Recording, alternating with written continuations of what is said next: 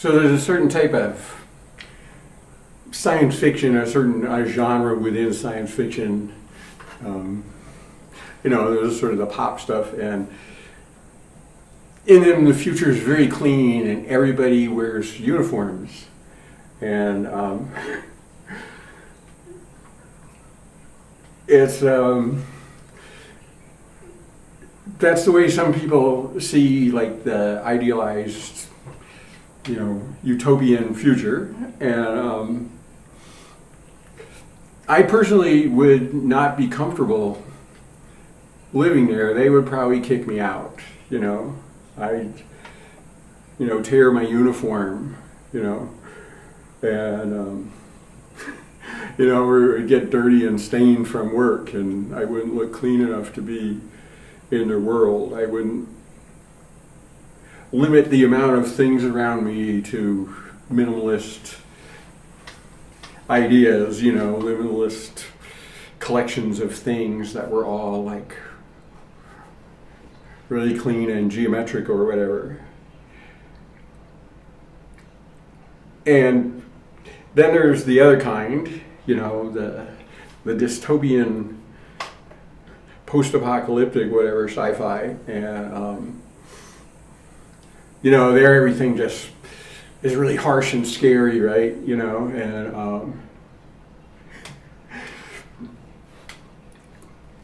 I don't think it would be like that, really, anyway, But that looks a lot more like my life. My life looks more like Road Warrior than Star Trek, And, the assumptions in each of these is that sort of in the uniform future, almost everybody's on board with this thing. There may be like other people who also wear uniforms that are fighting your people with uniforms, or there may be like a betrayer amongst the uniform people who's trying to undermine the uniform thing. But the basic conceit is that, everything's hunky-dory, we're all wearing uniforms, and it's, anally retentive clean here, in our future. And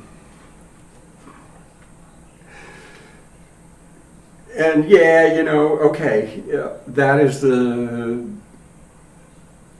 desideratum of some people, and that's understandable. I have friends who are OCD clean people, and who are disturbed, like if the pencils aren't equally spaced and stuff like that. And I think that's cool. I like them, love them. Some of them are like just highly intelligent and really interesting people. I'm not trying to knock that. I'm just trying to say that like we all don't really want that. I'm more comfortable in sort of a mess because I find that stimulating. The other side of that, that same attitude is what gets applied to the dystopian version, where everything's dirty and everybody is hostile. Because we're not wearing uniforms, like everybody is a threat. And I'm not buying that one either. People tend to, organize themselves as needed to do things. They don't necessarily start from the idea of being organized, but when they need to, they say, hey, come here, help, let's do this. And if people think that needs to be done, then they organize themselves together and do that. It's the thing that, you see this a whole lot more out here in the West than you do back in the East. Here, if somebody's car breaks down, there are like, at least half a dozen people instantly like pull over and help out and help them push. I see it all the time. That happens here continuously. Sometimes it happens so quickly that, this has happened to me, is I'm driving by and somebody's like, got the hood up and they're like in a driving lane, and they're trying to push and they're by themselves, and by the time I pulled over and gotten out, there's already too many people to push the car. This doesn't happen nearly as much on the East Coast. I'll admit, a lot of times, a lot of times it just won't happen. But in the country that would happen all the time, and even here in a semi-urban place that would happen all the time. And I think that's more what people are like. So that's my bone to pick with the dystopian future. People organize themselves to do things, and this is borne out. About a third of us or quarter of us right now today live in shantytowns, squatter cities. The favelas got a lot of attention because of the Olympics and stuff in Rio, and a whole lot of us live there, and we have lives. I don't live in one. I've lived in places like that, and I've certainly squatted, and anyway, they organize life so that it works for them. And yes, some places are dominated by nasty gangs, and a lot of things don't, like you poop in a bag or whatever. There's not much infrastructure, but they do work out things so that they work. People do have families and have lives, and they aren't just sitting around there. Everybody works in a place like that, and the work may not be a job. The work is just doing what needs to be done. And there's a huge amount of cooperation involved in living that way. That's kind of off the cuff. You have to figure out, like, is it cool for me to do this since I'm living on top of like all these other people? Is it okay if I do this? And that to me is much more exemplary of the human spirit than everybody just going around as weaponized as possible and like stealing everything and killing everybody. And yes, if like outsider, people from somewhere else who obviously have possessions of value go into the shanty town, someone's going to take it from them. That's like, they know they're not from there. They know they don't belong there. They know they're not part of their social contract. So yeah, that happens, but it doesn't mean that this is the baseline of that society. The baseline of that society is that people cooperate and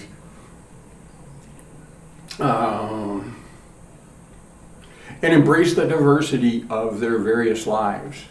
The lives of people in a shanty town are far more diverse and unique to themselves than the lives of people living in the futuristic uniform world, right?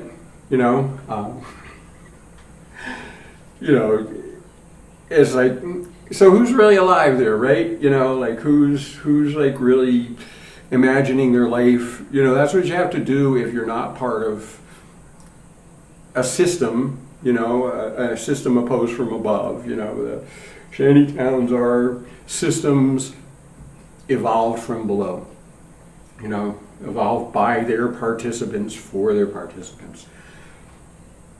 And in a sense, that is true democracy, much more than, having a basically capitalist corporate society decide what functions they'll allow you to play in their, to perpetuate them. And this touches on another thing too, is that I think we really would be well advised to consider our place in capitalism. because of the way that works, people like the shantytown folks are kind of in the way more than they're like, they talk about, how they'd like to raise them to the middle class and stuff like that, but they don't really. And, as you can see in America, like, the middle class is shrinking, as capitalism becomes more triumphant. And poor folks are just really in the way. And if they were honest about it, what they'd really probably like most to do is exterminate a quarter of us or something. And that's what makes sense on their business model.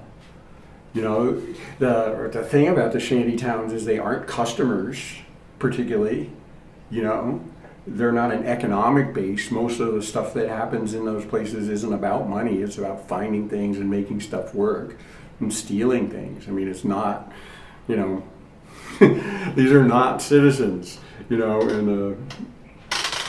the standard sense. And they don't really fit in that model.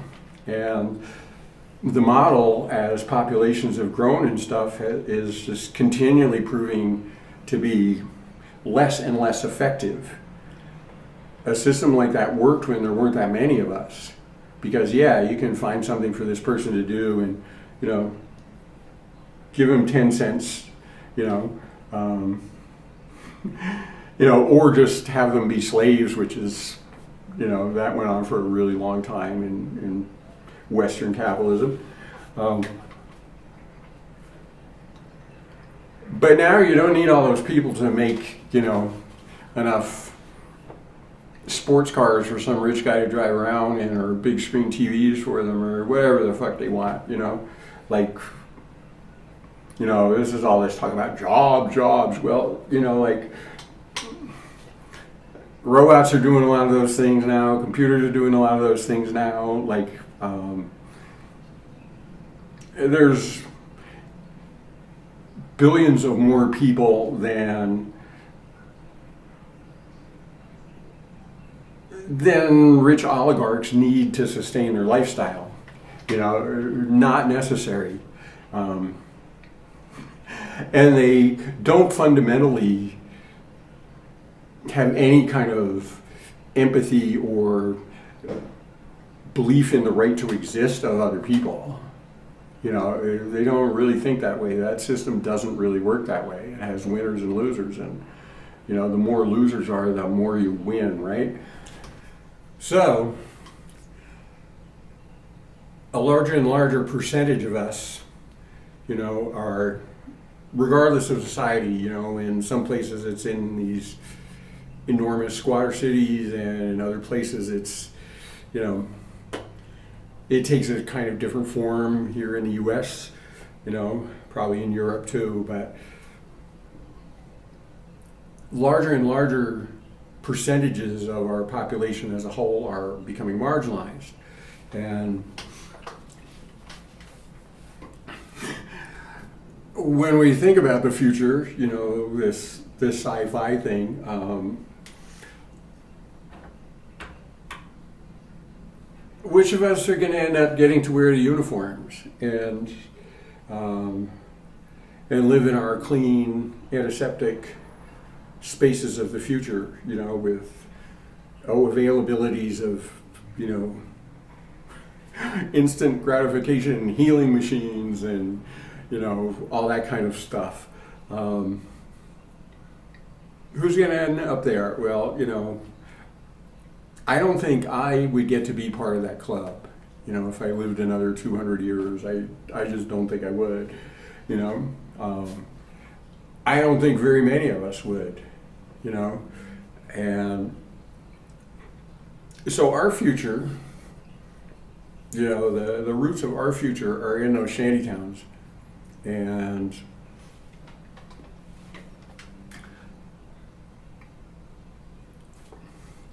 that is, we're getting propagandized that those shanty towns are scary and dangerous, and and yes, there's all kinds of problems around that. There is, because there's no real infrastructure like sewers and stuff. Some places it can get pretty gross and pretty diseased. I'm not like saying I'm not saying that that's really what we want so much. But I am saying that the reason that they're like that is because the other people, the ones who are wearing the uniforms, are sucking up all of the best land and all of the money for the infrastructure and all of that kind of stuff. They can have that for themselves. They just won't share it with the other folks. And from my point of view, it's much more that these people, what do you call them, the uniform, the ascendant class, whatever you want to call them, is they're in a way of the shanty towns like actually functioning a little better. There are a lot of us, and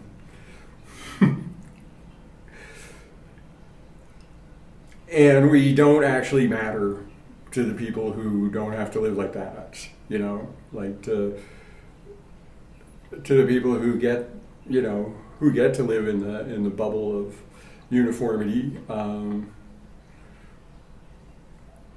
We're really kind of very unwanted, and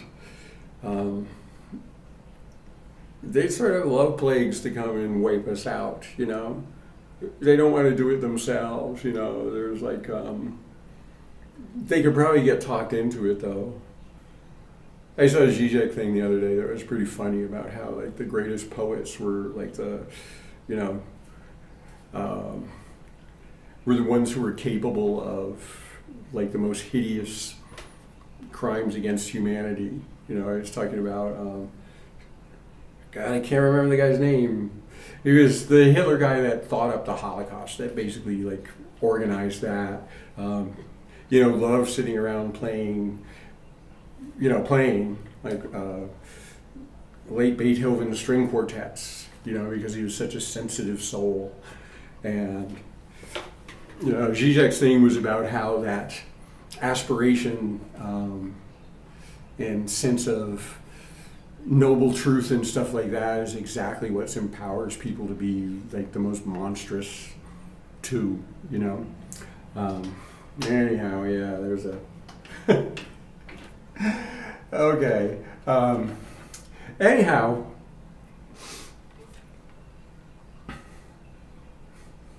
to make this musical, that sort of uniform, very organized idea of the future, this utopian concept,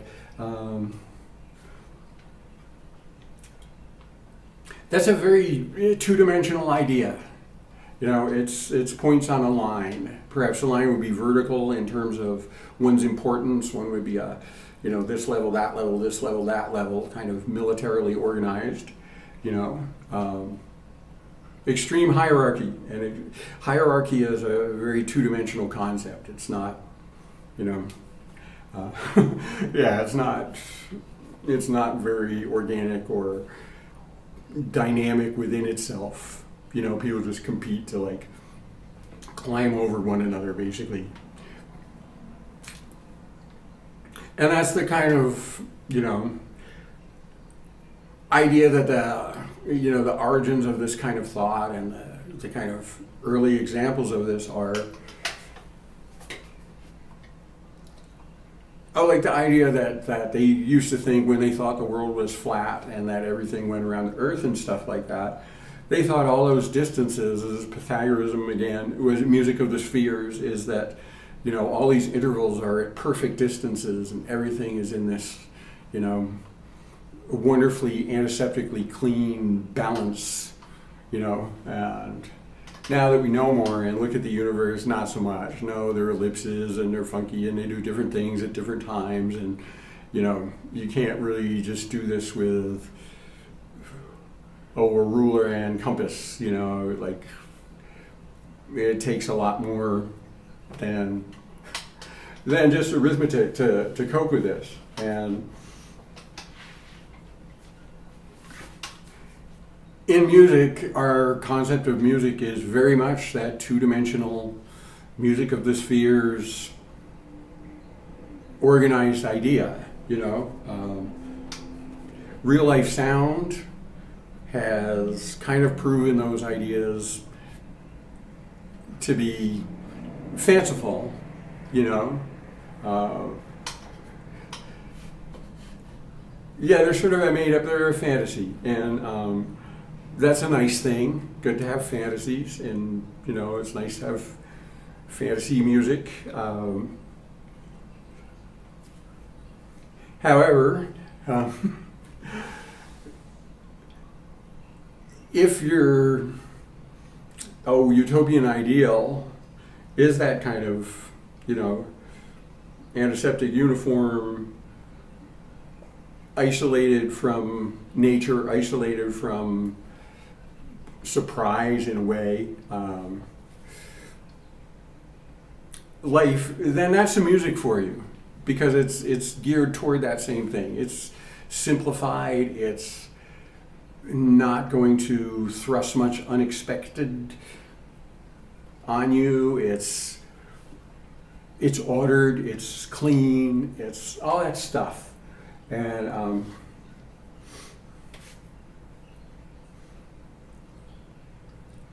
if that's what you want, that's really good, you know, go for that, you know, listen to sine waves, you know, but I don't feel connected to that future.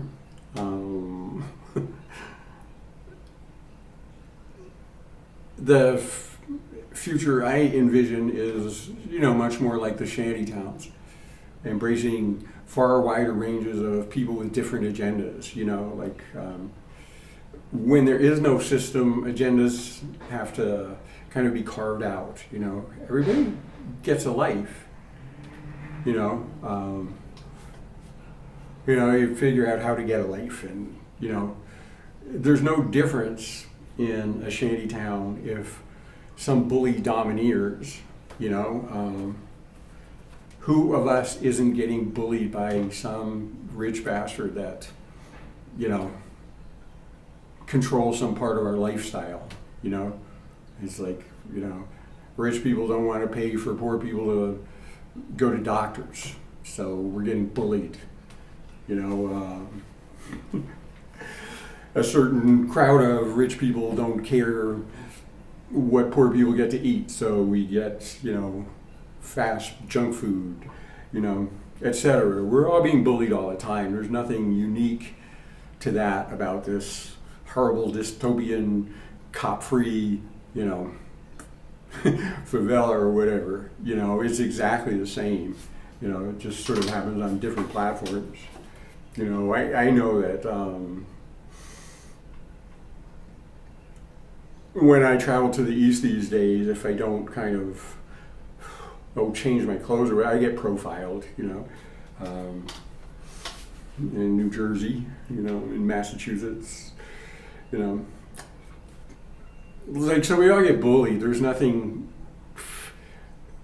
we're all getting bullied all the time, man. There's nothing unique about unorganized societies, you know, that makes that more likely to happen. So anyway,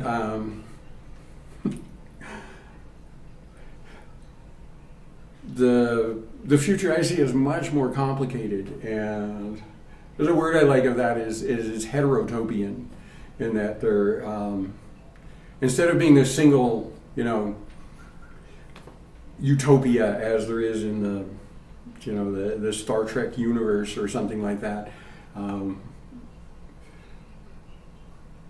It's really complex. It looks like, you know, like life. You know, you look in a pond and there's all these different life forms cohabiting, and, you know, kind of working together to do something. And among people, in squatter cities, there's all these different people doing things, Yeah, people have to figure out like what we do as human beings is we kind of do things, like work isn't something that we're granted an opportunity to do. Work is just life, it just is. Like that's what everybody has always done. We just work. That's what human beings do. That's what dogs do. That's what, dogs are in a weird sort of colonized position. But that's what, you look at birds and, they're doing their job, man. Insects, they're doing their job. That's what life is, doing things. So that a heterotopia is where all these people are choosing what they do and doing that. If they can make it work, they keep with it. If that can't support them, they probably do something else or figure out a way to alter it so that it does work for them. But everybody kind of has to get along. And it's not because there's no, real rules about it. The rules about it are being alive. The rules about it aren't, they aren't a set of laws about what you can do in a shanty town. The law is like what works among you and the people that surround you. That's the context in which you get to choose what you do, is that, if it truly negatively impacts the people around you, they'll run you off, it's that simple. And so that, to me, the heterotopian idea is people are doing things that have no apparent connection to one another. Somebody's figured out electronics and ways to steal power, and so they run a cell phone thing so that people can talk, and they just come by and use their phone. Somebody else got hold of a sewing machine and learned how to fix it up. Bicycle mechanics are kind of important people in places like that.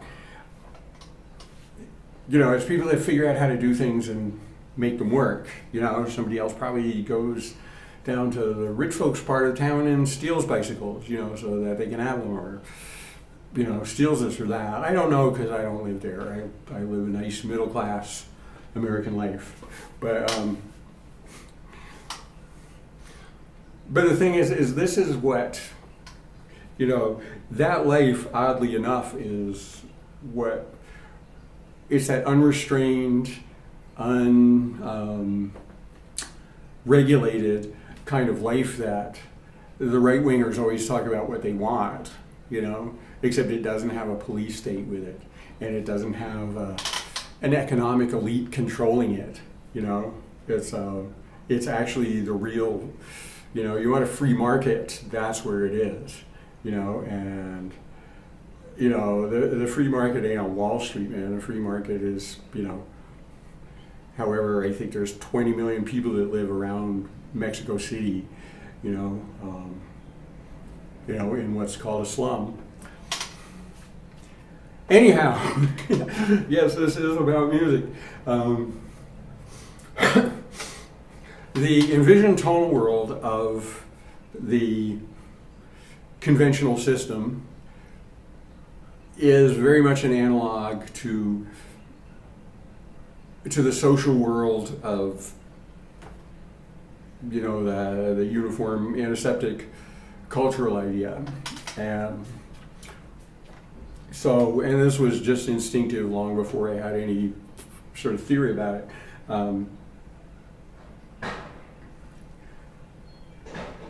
That music will always kind of sound like it's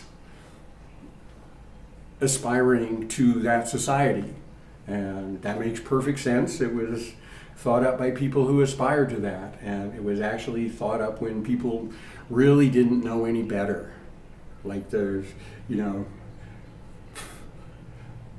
I can sort of laugh at the naivety of Pythagoras, but I'm not going to, because that was kind of the best they could do then with the tools that they had.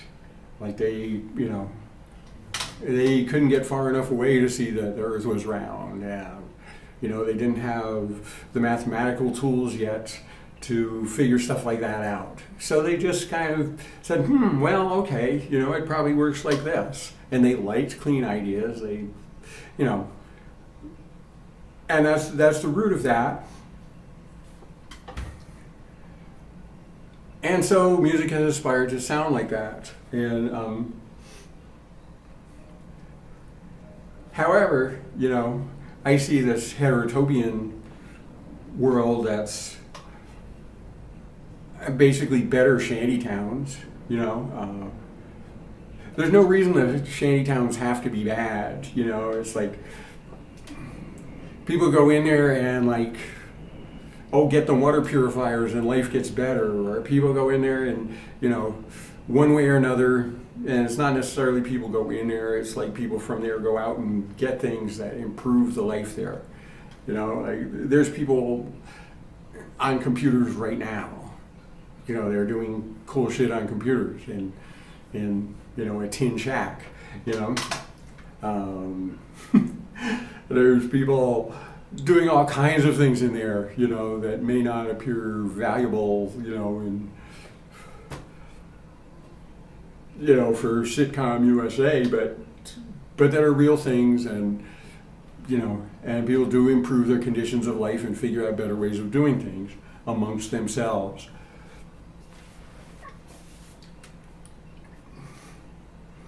Anyhow, the sound of that, the heterotopian sound world, is complicated like that. There are different things that do different things unregulated by some overarching, idealized and frankly really naive concept about what music is. To me, music is about life. It's not about a fantasy of life. And if it was about a fantasy of life, it wouldn't be about the kind of fantasy that sees everything in neat hierarchic orders.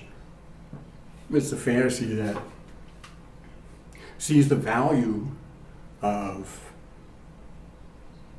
any amount of diverse elements within it, the coexistence of all these divergent,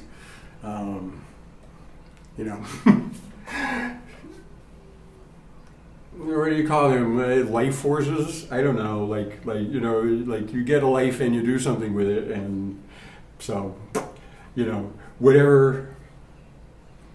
Accept those, and allows them to contribute. I'm for that one. And I feel the same exact way about the sound world. I feel like that when you hear something, you're not saying, oh, that doesn't sound like music because I can't put it into, Mozart or whatever. You say, oh, that's an interesting sound. How can that, what does that do? And both ways too. It's how does this fit into that? And also how does this affect that? Because anything that goes into the whole changes the whole, as well as kind of as well as sort of creates a context for the thing itself,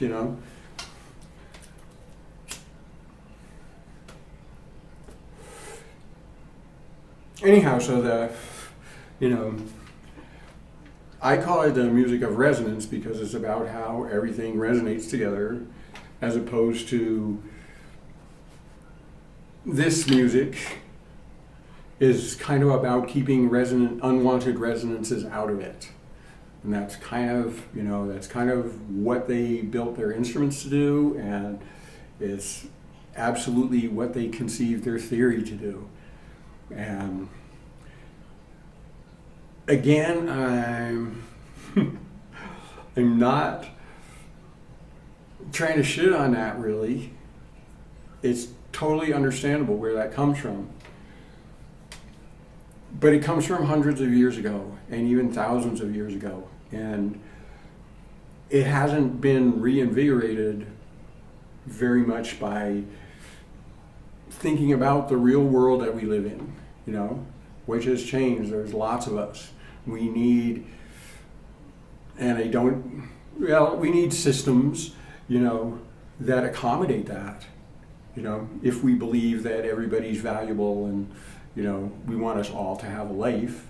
And we need systems that accommodate that. And the kind of systems that can accommodate that have to be extremely flexible. They can't be rigid. We won't get this nice hierarchic pyramid of importance.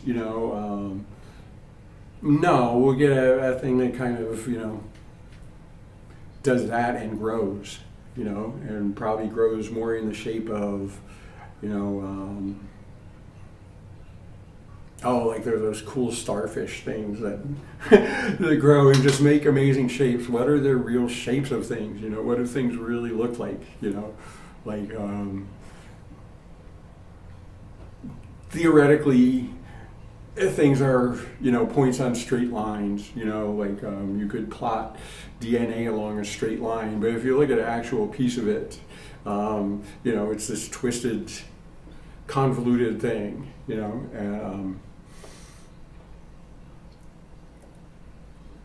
I think our music will get much more alive and much more relevant to our lives if we allow it to have more organic shapes and a more organic way of evolving, rather than constantly aspiring to, some hierarchical pyramid of importance.